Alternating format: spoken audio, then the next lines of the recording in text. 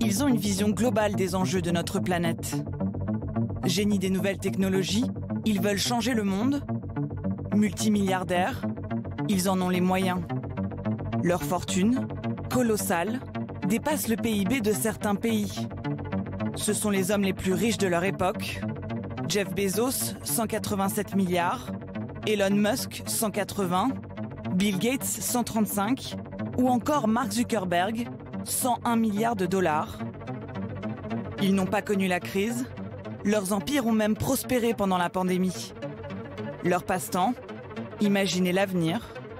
Des hommes qui peuvent désormais façonner un monde à leur image.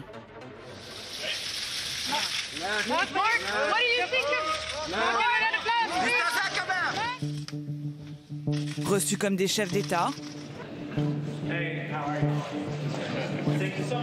ils se comportent comme tels et agissent là où les politiques échouent. Ces inventeurs mettent leur réussite au service de grandes causes, sauver la planète, soigner l'humanité ou atteindre la vie éternelle. Depuis plusieurs décennies, Bill Gates combat le paludisme et la polio qu'il veut éradiquer. Grâce au vaccin qu'il a financé, la polio a quasiment disparu. Et l'ancien patron de Microsoft n'hésite pas, même en pleine crise sanitaire, à rappeler les chefs d'État à leurs devoirs. Si nous laissons les médicaments et les vaccins aller aux plus offrants plutôt qu'aux personnes et aux endroits où ils sont le plus nécessaires, nous aurons une pandémie plus longue, plus injuste et plus mortelle. Les dirigeants doivent prendre les décisions de distribution sur la base de l'équité et pas seulement sur la base de facteurs liés au marché. Pour mener à bien leurs programmes ambitieux, ces leaders n'ont pas de gouvernement, mais ils s'appuient sur des fondations. Together, we can find answers and drive change. La plus puissante, celle de Bill et Melinda Gates, pèse 4 milliards de dollars annuels. C'est plus que le budget de l'Organisation mondiale de la santé. Productive future for all.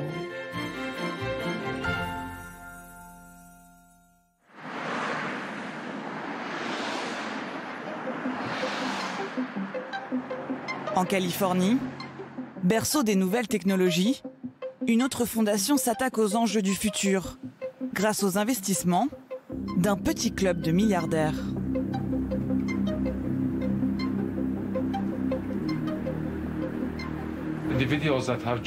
On a beaucoup de personnalités importantes qui nous ont rejoints et qui nous soutiennent depuis des années.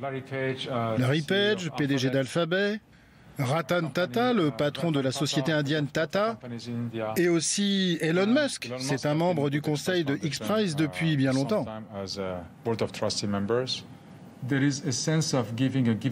Il y a un sens à donner en retour de ce qu'on a reçu, surtout aux États-Unis où l'impossible n'existe pas.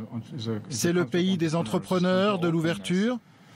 Mais avoir du succès, ça implique aussi de donner, de participer. Certains sont des investisseurs, d'autres des philanthropes. Cela fait plus d'un quart de siècle que la Fondation organise des appels à projets dédiés aux innovations de demain. Elon Musk, le principal donateur, vient de financer pour 100 millions de dollars un concours qui vise à nettoyer notre atmosphère. Today, our planet's atmosphere contains more carbon dioxide than we've ever seen in human history. As one of the leading drivers, mais les yeux du patron de Tesla CO2 is a problem. sont d'abord tournés vers les étoiles.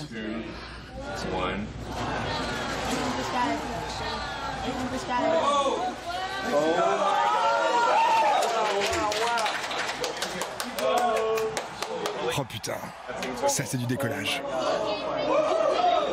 Allons voir dehors. Un rêve d'enfant que le milliardaire devenu grand Vous les avez vus s'allumer? peut désormais s'offrir. Ah, c'est surréaliste. L'espace est sans doute une inspiration pour tout le monde. Si vous demandez quel est l'événement historique qui vous a le plus touché, tout le monde répondra l'homme sur la Lune. Avec son entreprise SpaceX, le géant californien rabat les cartes de la conquête spatiale. Dépassé, la NASA a même fini par faire appel à ses services. Les vols habités sont la raison d'être de SpaceX. Et nous sommes incroyablement fiers de travailler avec la NASA. Mais Elon Musk n'est pas le seul milliardaire à regarder vers le cosmos. Jeff Bezos, l'homme le plus riche du monde, a jeté son dévolu sur notre satellite naturel. Le fondateur d'Amazon, qui est aussi le patron de Blue Origin, la concurrente de SpaceX, dévoile en 2019 ses ambitions. Elles sont lunaires.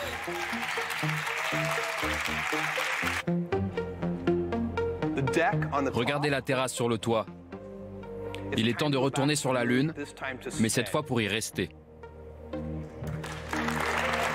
Coloniser la Lune, puis Mars. Mais son imagination ne s'arrête pas là. Jeff Bezos, le créateur, projette un avenir tout droit sorti de la science-fiction. Il envisage des stations spatiales habitables qui reproduiraient les conditions de vie sur Terre. Elles pourraient accueillir des millions d'habitants. Nous voulons une civilisation de croissance et de dynamisme. Ça signifie que nous devons pouvoir nous étendre dans le système solaire. Il y a tellement de ressources que nous pouvons continuer à faire des choses intéressantes et à utiliser de grandes quantités d'énergie. Mais on ne peut probablement pas faire ça sur cette planète. Donc ma prédiction à long terme, donc vous inquiétez pas prématurément, la Terre finira par être une zone résidentielle avec une industrie légère et toute l'industrie lourde se fera dans l'espace.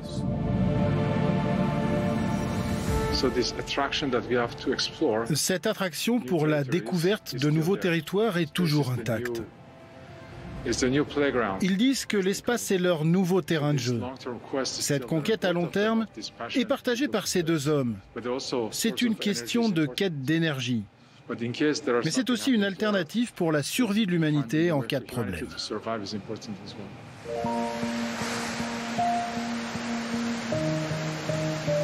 Humanisme sans frontières ou orgueil sans limite? À l'étroit sur notre planète, les pionniers de la révolution numérique dessinent le futur en réalité augmentée.